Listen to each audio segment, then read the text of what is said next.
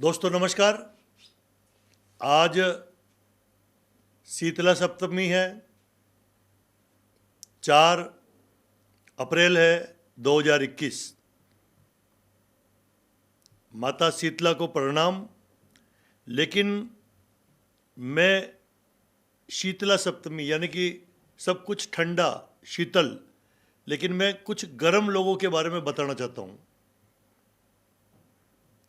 हमारे हिंदुस्तान में कई सारे बहुत बड़े बड़े दादा हुए हैं, जैसे कि हाजी मस्तान, दाऊद इब्राहिम, बम्बई का लतीफ़ गैंग। तो हाजी मस्तान तो अब रहे नहीं, लतीफ़ भी अब बम्बई से है ही नहीं, मर गए। दाऊद इब्राहिम फरार है, कहीं दुबई में होगा। लेकिन एक और आदमी है जिसका नाम है अंसारी, मुख्तार अंसारी, उत्तर प्रदेश का बहुत बड़ा डॉन। डॉन मतलब समझ लो, डॉन तो अपने साथ अपनी सेना रखता प्राइवेट। मुख्तार अंसारी वास्तव में बहुत बड़ा डॉन है। यूपी के उत्तर प्रदेश में बांदा जिला है, वहीं का मुख्तार अंसारी। मुख्तार अंसारी के बाप दादा कांग्रेस के व कम्युनिस्ट पार्टी के नेता थे। मुख्तार अंसारी बहुत बड़ा डैंग, मतलब इतना बड़ा डॉन था कि बड़ी बड़ी गाड़ियाँ 20 एक साथ यूपी की सड़कों पर वो निकलती थी। बीच में मुख्तार अंसारी उस गाड़ी में बैठा रहता था, कभी वो ओपन जिप्सी में। तो यानी कि 20-20 गाड़ियों के काफिले में वह गुंडा मुख्तार अंसारी चलता था यूपी में। समाजवादी का लीडर भी था मुख्तार अंसारी। समाजवादी के बाद में बहुजन समाज पार्टी में भी नेता मुख्तार अंसारी। और अभी एट प्रेजेंट, आज तारीख हो गई 4 अप्रैल 1921, पंजाब की जेल में बंद है। और उत्तर प्रदेश के मुख्यमंत्री माननीय योगी जी महाराज। कुल मिलाकर बात आगे क्या है, मुख्तार अंसारी कितना दुष्ट आदमी है, उसके बारे में आप सब कुछ ये रिपोर्ट देखिए। कई सारी रिपोर्टें मैंने इकट्ठी की है हमारे उदयपुर को समझाने के लिए। तो आप ये सारी रिपोर्ट देखिए कि किस तरह से उस ज़माने में मुख्तार अंसारी पुलिस वालों को भी फंसाता था। आज भी खौफ रहता है? खौफ की बात नहीं है, जब जिस राह पे चले हैं तो अब डरने की ज़रूरत नहीं है। लेकिन किसी के साथ ऐसा ना हो, ये सरकार से मैं अनुरोध करूँगा। और मैं, मेरी टीम जब थी उस समय, उसके खिलाफ जो हो रहा है उसको देखें। लेकिन ये दर्द रहता है। मुझे याद है माननीय मोदी जी से मेरे मुलाकात 2013 में हुई थी। योगी जी के बाद पहले ये नेता थे जिन्होंने मुझसे पूछा कि शैलेंद्र तुम परिवार कैसे पालते हो। योगी सरकार ने 2004 में बनारस में एसटीएफ यूनिट के हेड रहे डिप्टी एसपी शैलेंद्र सिंह पर से जो मुकदमा था उसे वापस ले लिया है। दरअसल ये एलएमजी का एक मुकदमा था, लाइट मशीन गन बरामद किया था डिप्टी एसपी ने उस वक्त, और कहा यह जा रहा था कि ये मुख्तार अंसारी का एलएमजी था। उस मामले में उन्होंने पोटा भी लगाया था, लेकिन इन्हें नौकरी छोड़नी पड़ी थी क्योंकि राजनीतिक दबाव था। हमारे साथ खुद शैलेंद्र सिंह हैं। शैलेंद्र जी, आज तक में स्वागत है। ये बताइए कि आपको नौकरी छोड़नी पड़ी, और सिर्फ इसलिए छोड़नी पड़ी क्योंकि ये मामला मुख्तार अंसारी से जुड़ा था और आपने पकड़ा था, आपने पोटा लगाया था? बिल्कुल आप सही कह रहे हैं। ये जब रिकवरी की थी मैंने लाइट मशीन गन की, तो गवर्नमेंट के परमिशन से ही रिकवरी की थी, क्योंकि सब रिकॉर्डिंग जो होती है उस समय बिना शासन की अनुमति के नहीं सुन सकते आप। तो शासन की अनुमति से ये सुना जा रहा था। और उसके बाद जब रिकवरी हुई तो सबने मुझे बधाई दी, लेकिन तब तक लोगों को मालूम नहीं था कि ये पोटा लगा हुआ है, क्योंकि सिंपल आर्म्स एक्ट में रिकवरी इन लोग समझ रहे थे, जिसमें कि जिसके पास रिकवर होता है वो दोषी होता है। तो मुख्तार बच रहे थे, लेकिन पोटा एग्जिस्ट करता था। तो शाम को जब इन लोग को पता चला, शासन, सरकार को और शासन में बैठे लोगों को, कि पोटा लग गया है और पोटा लगने में जो बात करता है वो भी दोषी हो जाता है, तो मुख्तार इस दोषी हो जा रहे थे। अब उस समय गवर्नमेंट में इन्होंने जो भी अपना बनाया हो, मुख्तार ने दबाव, तो तत्काल ये फिर बात हुई कि इसको आप वापस लीजिए केस को। तो हमने कहा सर एफआईआर दर्ज हो गई, वापस कोई कैसे ले सकता है। तो फिर बात करके वापस फिर लोग कहे कि नहीं ठीक है आप नहीं ले सकते हैं, लेकिन अब इसका नाम मत लीजिए। अब जब आपके पास आईओ दूसरा इसका इन्वेस्टिगेशन करेगा तो नाम मत लीजिए मुख्तार का। तो हमने कहा साहब मैं वादी बन के उसका नाम लिखाया हूँ, एफआईआर में दर्ज है, अब मैं अपने ही बयान से पलट जाऊँगा तो ये संभव नहीं है। तो उसके बाद फिर तमाम बातें हुई, एसटीएफ का है वहाँ क्लोज कर दिया गया, मुझे बना यहाँ लखनऊ बुला लिया गया, तमाम तरह से प्रताड़ित करने लगे लोग, अधिकारी भी कहने लगे आपसे बहुत नाराज़ हैं, मुलायम सिंह मुख्यमंत्री थे। तो मैंने कहा ठीक है आप नंबर दे दीजिए, मैं बात कर लूँ, अगर वो बात करना चाहें तो मैं एक्सप्लेन कर दूँ चीज़ों को, कोई भी अधिकारी इसको वापस नहीं ले सकता। तो कहे नहीं आपका नाम लेते ही चढ़ जा रहे हैं, आपको ज़रूरत नहीं है बात करने की। तो हमने कहा ठीक है आप लोग जैसा हो समझिए। तो उसके बाद फिर लास्ट में देखा जब बहुत स्थिति ख़राब हो गई तो मुझे फिर 11 फरवरी को मैंने पहला रेजिग्नेशन भेजा, और मैंने ये लिखा रेजिग्नेशन में कि अब राजनीति का इतना अपराधीकरण हो गया कि अपराधी बैठ कर डिसीजन ले रहे हैं कि हम लोग को क्या करना है, तो ऐसे अच्छा है कि हम अपनी सर्विस ही छोड़ दें। तो उस पर फिर मैंने रेजिग्नेशन भेजा था। तो पहला दूसरा रेजिग्नेशन क्यों देना? पहला इसलिए कि मुलायम सिंह तत्काल ये कहने लगे कि ये जानबूझ के कंडीशनल रेजिग्नेशन लिखा है कि राजनीति का अपराधीकरण हो गया, जिससे ये स्वीकार ना हो। तो और ये हाईलाइट होने के लिए सब करना चाहता है, नेतागिरी कर रहा है। तो हमने कहा देखिए मैं अब आप लोग के साथ इस तरह की अगर सरकारें चल रही हैं तो हमें काम ही नहीं करना है।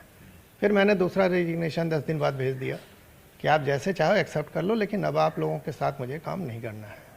इस तरह से। लेकिन ये बताइए कि मुख्तार अंसारी का एलएमजी में क्या सीधा कनेक्शन था? जब आपको घटनाएं क्या होगी, लखनऊ में कैंट थाने में ही कृष्णानंद तब जीवित थे और मुख्तार के बीच में क्रॉस फायरिंग हुई थी। ये 2003 की ही बात है। और उसके बाद हम लोगों को बोला गया कि आप लोग इन दोनों पे वॉच करिए वरना कोई बहुत बड़ा हादसा हो जाएगा। और वॉच करने के दौरान ही इन लोगों को मैंने पकड़ा, और उस पूरे रिकॉर्डिंग में मुख्तार अपने आदमी के थ्रू सेना के भगोड़ा जो था बाबूलाल यादव, जिसने लाइट मशीन गन चुरा के भगा था, उससे बात कर रहा था, और 1 करोड़ में सौदा लगभग इन लोग का पक्का हो गया था। और उसके पीछे खास वजह ये थी कि बोल रहा था मुख्तार कि हमको किसी भी कीमत पर एलएमजी चाहिए, क्योंकि कृष्णानंद की जो बुलेट प्रूफ गाड़ी है वो सिंपल राइफल के अगेंस्ट बुलेट प्रूफ है, तो एलएमजी उसको भेज देती। तो ये गाड़ी, ये एलएमजी हमको ज़रूर चाहिए क्योंकि उस गाड़ी को भेज देगी और उसमें हम कृष्णानंद को मार देंगे। और ये सब रिकॉर्डिंग में है चीज़ें। तो पूरा उसमें केस डायरी में भी फिर लिखा गया इसको। लेकिन पोटा लगने के बाद जब पोटा हटा दिया मुलायम सिंह ने, सैंक्शन नहीं दिया, तो बाद में फिर मुख्तार का बयान ये दर्ज कराया गया कि नहीं हम लोग तो इसको पकड़वाने के लिए कह रहे थे। तो मैंने पूछा भाई पकड़वाने के लिए कोई इस तरह की बातें करता है? वो तो सिंपल पूरा सीधे सीधे मांग रहा था कि हमको किसी कीमत पर चाहिए, हमें मारना है इनको। ये सब दर्ज है उसमें, आप बोलने का टोन देख लीजिए, लहजा देख लीजिए, कंटेंट देख लीजिए। खैर गवर्नमेंट थी, नहीं दिया अपना पोटा तो वापस करके, और सिंपल आर्म्स एक्ट दिखा दिया, उसमें मुख्तार बच गए। तो ये उस दिन क्या हुआ था? क्या सारे अधिकारियों पर एक साथ कार्रवाई हो गई थी और आप लोग किस तरीके से प्रताड़ित किए गए? क्या आज भी लोग इसकी प्रताड़ना झेल रहे हैं? जी जी, आपको समझिए इसकी गंभीरता कि मुलायम सिंह कितना नाराज़ थे। रातों रात बनारस रेंज जोन के जो आईजी थे उनका ट्रांसफ़र हुआ, डीआईजी रेंज का ट्रांसफ़र हुआ, एसएसपी एसटीएफ का ट्रांसफ़र रात में ही हो गया। 25/26 की रात मैंने पकड़ा और 26 को शाम तक ये हाईलाइट हुआ, और 26/27 की रात में इन लोगों को रात में ही हटा दिया गया। तो आप समझ सकते हैं कितनी गंभीरता से इन लोगों ने लिया था कि किसी भी कीमत पर हमको ये केस ख़त्म करना है।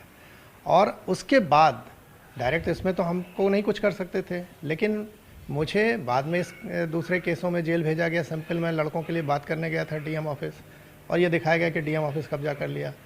यहाँ तक कि जो अजय चतुर्वेदी मेरा इंस्पेक्टर था उसको मैंने भेजा था कि इसको दर्ज कराओ वादी के रूप में मेरा, उसको जांच उस समय बैठाए थे और अभी तक जांच चल रही थी। जब रिटायर हो गया तो अभी 10 दिन पहले उसके खिलाफ एफआईआर दर्ज हुई। ये माननीय योगी जी से, मैं मुख्यमंत्री जी से अपील करूँगा कि देखा जाए कि इस तरह के अधिकारी अभी भी बैठे हैं जिनकी मानसिकता एक पार्टी के एजेंट के रूप में काम करने की है, और अभी तक हम लोगों को परेशान किया जा रहा है। आपकी टीम के सदस्य पर इस सरकार में भी जांच बैठाई गई है या इस सरकार में भी उन पर कार्रवाई की गई? जांच इस सरकार में नहीं बैठाई गई, पुराना केस खोल के, और वो अधिकारी उस मानसिकता के उन लोगों के पार्टी वाले हैं।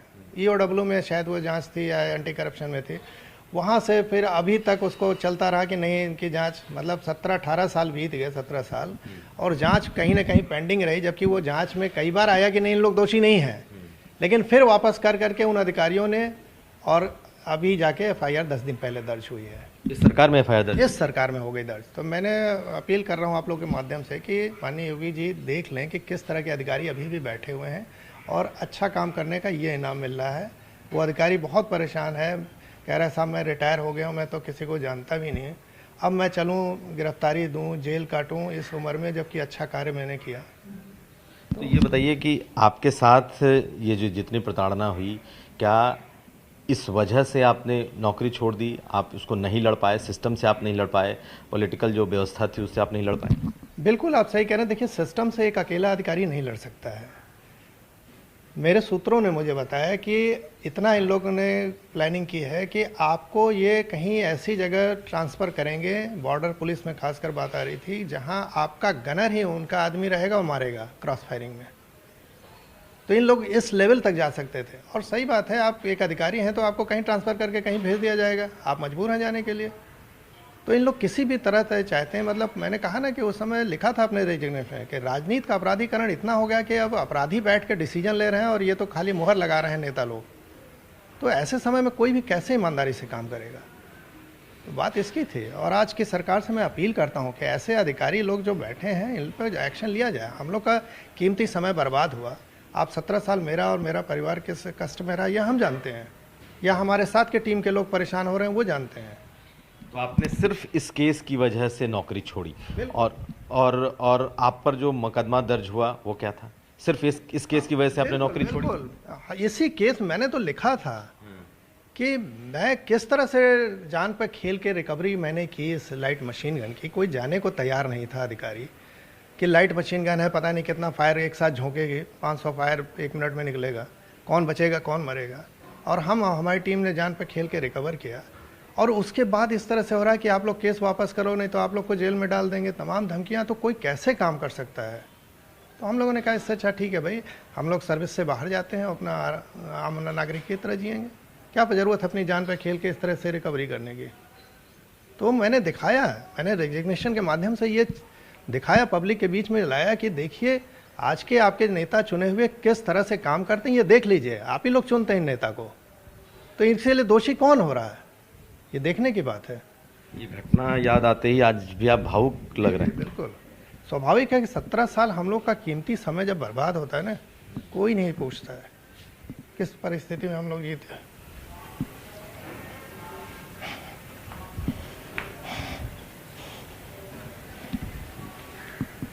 नौकरी छोड़ने का दर्द?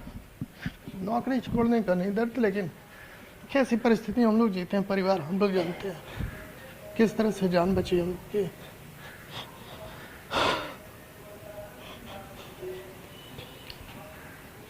आज भी खौफ रहता है?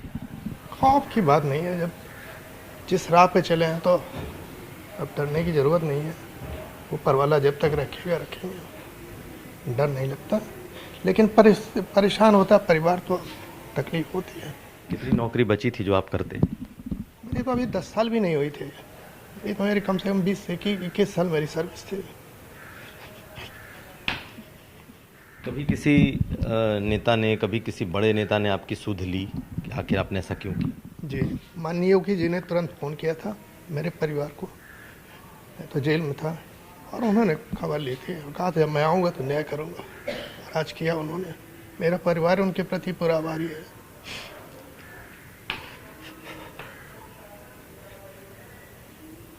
लेकिन किसी के साथ ऐसा ना हो, ये सरकार से मैं अनुरोध करूँगा। और मैं, मेरी टीम जो थी उस समय, उसके खिलाफ जो हो रहा है उसको देखिए, क्योंकि बहुत परेशानी होती है कोर्ट कचहरी दौड़ने। मैं आज तक, आप सोचिए मेरे इतने पंगे थे, मेरे पास इस मुकदमे की वजह से आर्म्स लाइसेंस नहीं मैं बनवा सका, मेरे पास पासपोर्ट नहीं कि मैं कहीं जा सकूं। तो किस परिस्थिति में आप इतने बड़े बड़े पंगे लेके अकेले घूम रहे हैं बिना सुरक्षा के? कोई सुरक्षा नहीं आप देखते हैं। और दर्द इस बात का भी रहा होगा कि आप पूरी नौकरी नहीं कर पाए, जिसके लिए आप... तो सही है भाई, परिवार कोई भी जब सर्विस में आता है, अच्छी खासी सर्विस में, तो वो चाहता है कि हम ठीक से काम करें। एक परिवार भी रहता है, अच्छी नौकरी थी +1 की, तो एक दर्द तो रहता ही है। लेकिन ठीक है, अब काम करना है, रहना है, जो भी हो अपनी था तकदीर में। लेकिन ये दर्द रहता है। मुझे याद है माननीय मोदी जी से मेरे मुलाकात 2013 में हुई थी। योगी जी के बाद पहले ये नेता थे जिन्होंने मुझसे पूछा कि शैलेंद्र तुम परिवार कैसे पालते हो। ये तब मुख्यमंत्री थे गुजरात के। तब आप मुख्यमंत्री गुजरात नरेंद्र मोदी से मिले थे और हमने एक जो PIL किया था उसके संदर्भ में मिले थे, ई-गवर्नेंस पे था। तो पहला ये मतलब योगी जी के बाद ये थे जिन्होंने पूछा कि शैलेंद्र तुम परिवार कैसे चलाते हो। और हम लोग बहुत उस समय परेशान हुए तो इन्होंने कहा तुम मेरे साथ आओ, और 2013 से फिर इनके साथ मैं काम करने लगा। इनका वार रूम मैंने हेड किया बनारस में, मीडिया में भी आया।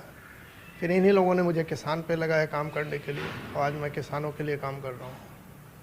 और जितना बुल पावर पे एनर्जी और तमाम चीज़ों पे काम कर रहा हूँ। आज जब आपके ऊपर से केस हटाया गया है तो आपको थोड़ी संतुष्टि लगती है? आपको बहुत राहत है। सबसे बड़ी राहत यह है कि मैं अब कहीं फ्रीली जा सकता हूँ, वरना कहीं भी आपको जाना हो तो पहले केस लगा हुआ है। आपको कुछ भी गवर्नमेंट से चाहिए तो पहले पुलिस वेरिफिकेशन रही। पुलिस वेरिफिकेशन में सामने केस आता था कि आप पे केस है। अब ये नहीं कोई देखता कि केस किस लिए लगा है, लेकिन वो चीज़ें नहीं होती थी वेरीफाई।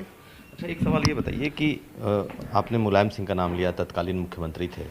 मुख्तार इसमें जिनके लिए जिनको आपने पकड़ा था, पोटा लगाया था, तो ये जो बाहुबली मुख्तार, माफिया मुख्तार, इस तरह के जो टर्म कॉइन किए गए, और जो पॉलिटिकल नेक्सस था, ये आपको बिल्कुल नेकेड दिखाई दिया? एकदम नेकेड भाई।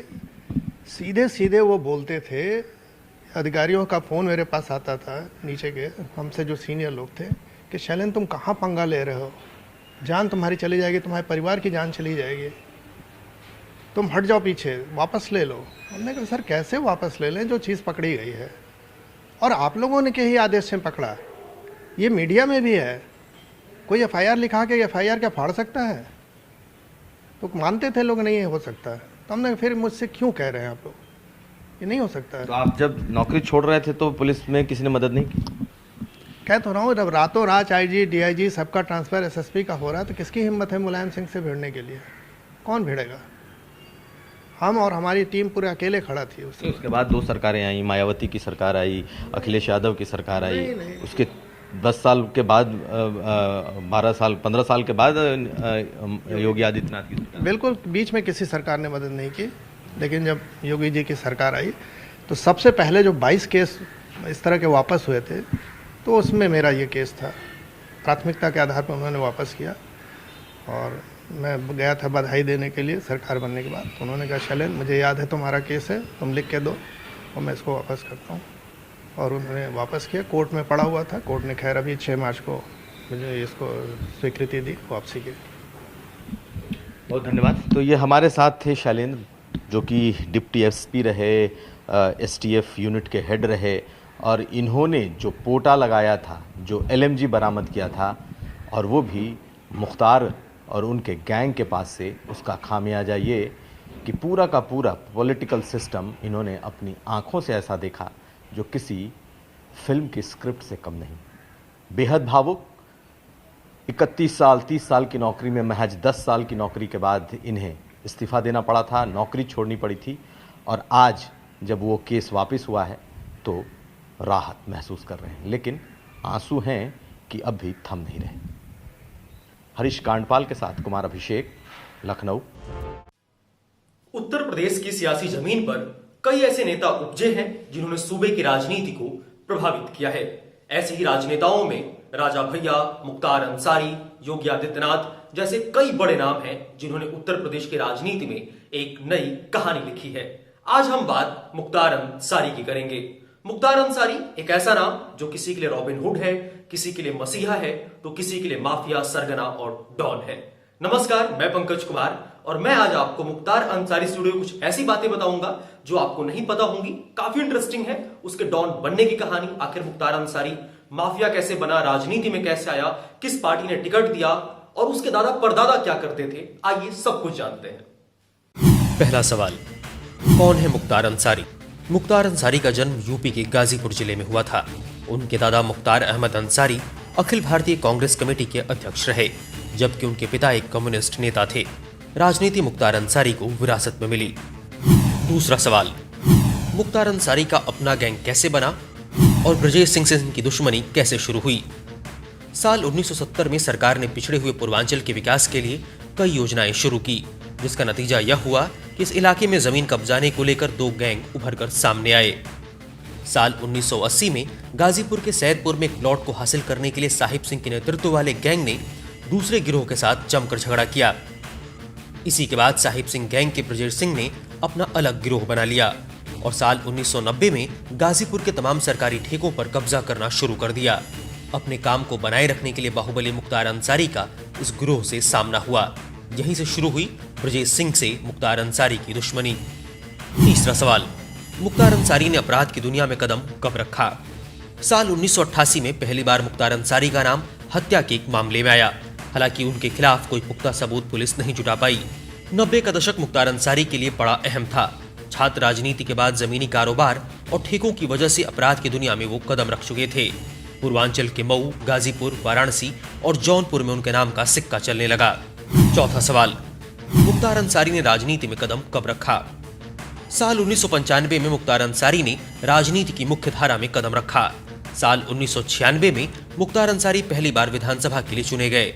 उसके बाद से ही उन्होंने ब्रजेश सिंह की सत्ता को हिलाना शुरू कर दिया। साल 2002 आते आते इन दोनों के ही गैंग पूर्वांचल के सबसे बड़े गिरोह बन गए। इसी दौरान एक दिन ब्रजेश सिंह ने मुख्तार अंसारी के काफिले पर हमला कराया। दोनों तरफ से गोलीबारी हुई। इस हमले में मुख्तार के 3 लोग मारे गए। ब्रजेश सिंह भी इस हमले में घायल हो गए। हालांकि इसके बाद ब्रजेश सिंह के मारे जाने की अफवाह थी। इसके बाद बाहुबली मुख्तार अंसारी पूर्वांचल में अकेले गैंग लीडर बनकर उभरे। हालांकि बाद में ब्रजेश सिंह जिंदा पाए गए और फिर से दोनों के बीच झगड़ा शुरू हो गया। मुख्तार अंसारी के राजनीतिक प्रभाव का मुकाबला करने के लिए ब्रजेश सिंह ने भाजपा नेता कृष्णानंद राय के चुनाव अभियान का समर्थन किया। राय ने साल 2002 में उत्तर प्रदेश विधानसभा चुनाव में मोहम्मदाबाद से मुख्तार अंसारी के भाई और 5 बार के विधायक अफजल अंसारी को हराया। बाद में मुख्तार अंसारी ने दावा किया कि कृष्णानंद राय ने ब्रजेश सिंह के गिरोह को सरकारी ठेके दिलाने के लिए अपने राजनीतिक कार्यकाल का इस्तेमाल किया है। पांचवा सवाल, बीजेपी विधायक कृष्णानंद राय की हत्या में मुख्तार अंसारी का नाम क्यों आया? मुख्तार अंसारी जब जेल में बंद था, उसी दौरान बीजेपी विधायक कृष्णानंद राय को उनके 6 साथियों के साथ सरेआम गोली मारकर हत्या कर दी गई। हमलावरों ने 6 AK-47 राइफलों से 400 से ज्यादा गोलियां चलाई थी। मारे गए 7 लोगों के शरीर से 67 गोलियां बरामद की गईं। इस हमले का एक महत्वपूर्ण गवाह शशिकांत राय साल 2006 में रहस्यमय तरीके से मृत पाया गया। उसने कृष्णानंद राय के काफिले पर हमला करने वालों में से अंसारी और बजरंगी के निशानेबाजों अंगद राय और गोरा राय को पहचान लिया था। कृष्णानंद राय की हत्या के बाद मुख्तार अंसारी का दुश्मन ब्रजेश सिंह गाजीपुर मऊ क्षेत्र से भाग निकला। साल 2008 में उसे ओडिशा से गिरफ्तार किया गया। साल 2008 में ही अंसारी को हत्या के एक और मामले के गवाह धर्मेंद्र सिंह पर हमले का आरोपी बनाया गया। हालांकि बाद में पीड़ित ने हलफनामा देकर अंसारी के खिलाफ कार्रवाई रोकने का अनुरोध किया। साल 2012 में महाराष्ट्र सरकार ने मुख्तार पर मकोका लगा दिया। उसके खिलाफ हत्या, अपहरण, फिरौती सहित कई आपराधिक मामले दर्ज किए। साल 2007 में मुख्तार अंसारी और उनके भाई अफजल बहुजन समाज पार्टी में शामिल हो गए। मुख्तार अंसारी ने जेल में रहते हुए ही बसपा के टिकट पर साल 2009 में लोकसभा का चुनाव लड़ा, मगर वह मुरली मनोहर जोशी से 17,211 मतों से चुनाव हार गए। साल 2010 में अंसारी पर राम सिंह मौर्य की हत्या का आरोप लगा। मौर्य मन्नत सिंह नाम के स्थानीय ठेकेदार की हत्या का गवाह था, जिसे कथित तौर पर 2009 में अंसारी के गिरोह ने मार दिया था। राम सिंह मौर्य की हत्या के बाद दबाव में आई बसपा ने दोनों भाइयों को पार्टी से निकाल दिया। छठा सवाल, मुख्तार अंसारी ने किस पार्टी का गठन किया? बसपा से निकाले जाने के बाद तीनों भाइयों मुख्तार, अफजल और सिगबतुल्लाह ने साल 2010 में खुद की राजनीतिक पार्टी कौमी एकता दल का गठन किया। इस पार्टी गठन से पहले मुख्तार ने हिंदू मुस्लिम एकता पार्टी नामक एक संगठन शुरू किया था, जिसका विलय बाद में कौमी एकता दल में कर दिया गया। सातवां सवाल, मुख्तार के समर्थक उन्हें मसीहा या रॉबिन हुड क्यों कहते हैं? दरअसल मुख्तार अंसारी ने अपने विधायक निधि से ज्यादा पैसे अपने क्षेत्र में खर्च किए। मुख्तार अंसारी का पूरा परिवार उनके क्षेत्र में होने वाले गरीबों की बेटियों की शादी में दहेज का भी प्रबंध करता है। ऐसा कहा जाता है कि अगर किसी को कोई काम है तो जेल में जाकर मुख्तार अंसारी से मिल ले, उसका काम हो जाता है। आठवां सवाल, मुख्तार की हत्या की सुपारी कब और किसे दी गई? बाहुबली मुख्तार अंसारी की हत्या के लिए एक बड़ी साजिश रची गई थी, जिसका खुलासा साल 2014 में हुआ। ब्रजेश सिंह ने अंसारी को मारने के लिए लंबू शर्मा को 6 करोड़ रुपए की सुपारी दी थी। ये अहम खुलासा लंबू शर्मा की गिरफ्तारी के बाद हुआ। 9वां सवाल, मुख्तार अंसारी कितनी बार विधायक बने? मुख्तार अंसारी ने 2 बार बसपा के टिकट पर, 2 बार निर्दलीय और 1 बार कौमी एकता दल के टिकट पर चुनाव लड़ा है। उन्होंने जेल से ही 3 चुनाव लड़े। वो अब लगातार 5वीं बार इस समय विधायक हैं। 10वां सवाल, मुख्तार अंसारी फिलहाल कहां हैं और क्यों चर्चा में हैं? मुख्तार अंसारी फिलहाल बांदा जेल में बंद हैं, जहां उन्हें 9 जनवरी 2018 को हार्ट अटैक आया था, जिसके बाद उन्हें कानपुर और फिर लखनऊ रेफर किया गया। हालांकि उन्हें देखने आई उनकी पत्नी को भी हार्ट अटैक आ गया।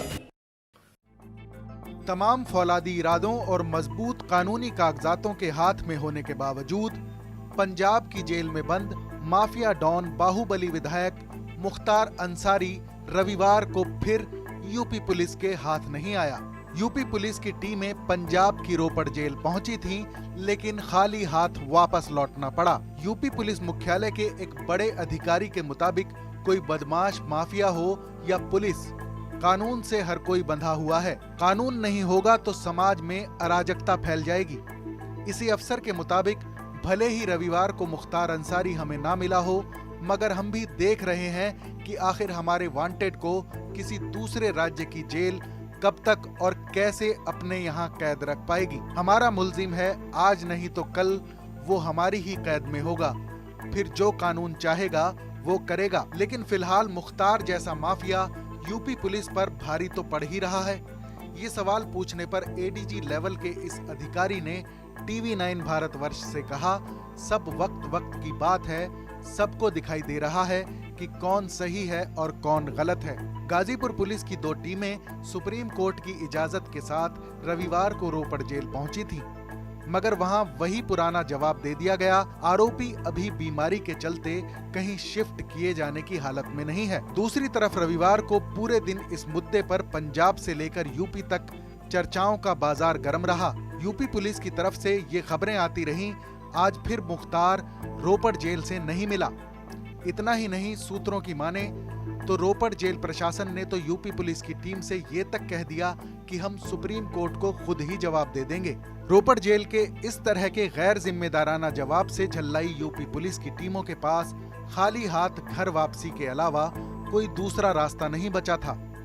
यूपी जेल प्रशासन तकरीबन 1 साल से रोपड़ जेल में बंद मुख्तार अंसारी की घर वापसी की कोशिशों में जुटी हुई है, मगर उसे हर बार रोपड़ जेल प्रशासन कोई न कोई वजह बताकर खाली हाथ लौटा रहा है। रविवार को सारी हदें पार हो गईं, जब सुप्रीम कोर्ट के आदेश पर भी मुख्तार अंसारी को रोपड़ जेल प्रशासन ने यूपी पुलिस टीम के हवाले करने से इनकार कर दिया। जानकार मानते हैं कि रोपड़ जेल में बंद मुख्तार अंसारी को भी रास्ते में अपनी गाड़ी पलटने का डर तो सता ही सकता है।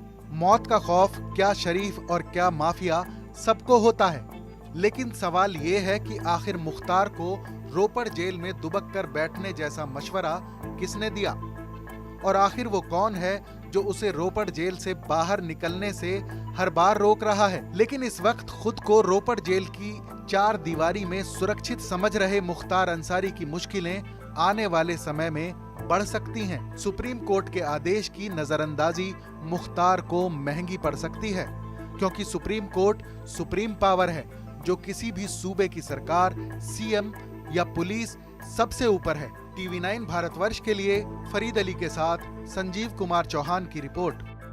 मिल रही है यूपी के बाहुबली विधायक मुख्तार अंसारी की आज पंजाब के मोहाली में कोर्ट में पेशी हुई। मुख्तार अंसारी पंजाब की जेल में बंद है और उससे सुप्रीम कोर्ट के आदेश के बाद यूपी में शिफ्ट करना है। तो मोहाली कोर्ट में मुख्तार अंसारी की ये पेशी हुई।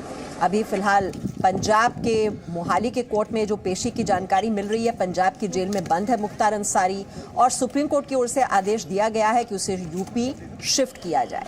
तो लगातार ये दोनों सरकारों के बीच लगातार खींचतान चल रही थी। मुख्तार अंसारी जो अभी पंजाब की जेल में बंद है, उसको लेकर यूपी सरकार से की ओर से याचिका दाखिल की गई थी सुप्रीम कोर्ट में, और सुप्रीम कोर्ट ने आदेश जारी किया था कि अब उसे यूपी शिफ्ट किया जाए। तो आज ये कोर्ट में पेशी हुई यूपी के बाहुबली विधायक मुख्तार अंसारी की। मुख्तार अंसारी पंजाब की जेल में इस वक्त बंद है और सुप्रीम कोर्ट के आदेश के बाद उसे यूपी में शिफ्ट करना है। माननीय सर्वोच्च न्यायालय के आदेश का 100% अनुपालन कराया जाएगा और ये प्रयास होगा कि बंदी को यहाँ लाकर और जो भी पेंडिंग हमारे केसेस चल रहे हैं, जिसके लिए बार बार हम लोग समन और वारंट यहाँ से भिजवाते थे, उनमें जल्द से जल्द गवाही हो और दोषी को सज़ा मिले। और हम गवाहों को भी प्रोटेक्शन दे रहे हैं और सरकार पूरा प्रयास करेगी कि कोर्ट में सारे गवाह प्रस्तुत हों और उसके बाद से जो माननीय न्यायालय का आदेश होगा उसका हम लोग अनुपालन कराएंगे।